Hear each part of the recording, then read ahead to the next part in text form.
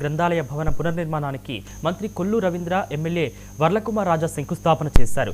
ప్రవాస భారతీయులు సజ్జా విజయ్ కుమార్, శ్రీ దంపతుల కుమార్తె నేహ కోటి విరాళంతో ఆధునిక గ్రంథాలయ నిర్మాణానికి ముందుకు రావడం అభినందనీయమని మంత్రి తెలిపారు. పబ్లిక్ ప్రైవేట్ భాగస్వామ్యంతో నిర్మించే ఈ గ్రంథాలయం రాష్ట్రంలోనే అత్యాధునిక గ్రంథాలయంగా నిలుస్తుందని ఎమ్మెల్యే పేర్కొన్నారు.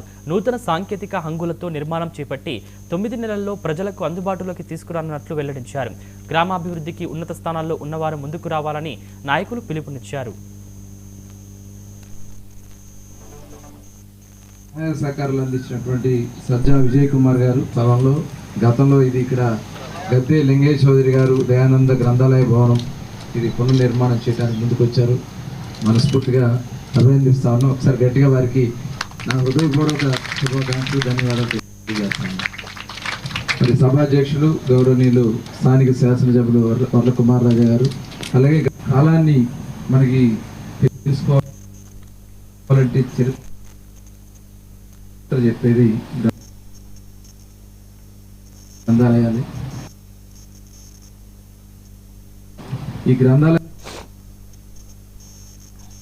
పాత్ర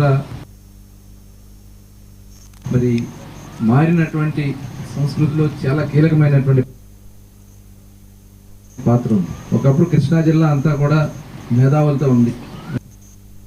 మరి ప్రధానమైనటువంటి పత్రికలు అవన్నీ కూడా మరి కృష్ణ పత్రిక ఇలాంటి పత్రికలన్నీ కూడా మన ప్రాంతాల నుంచి వచ్చినాయి. అన్ని సంస్కృతి సంప్రదాయాలు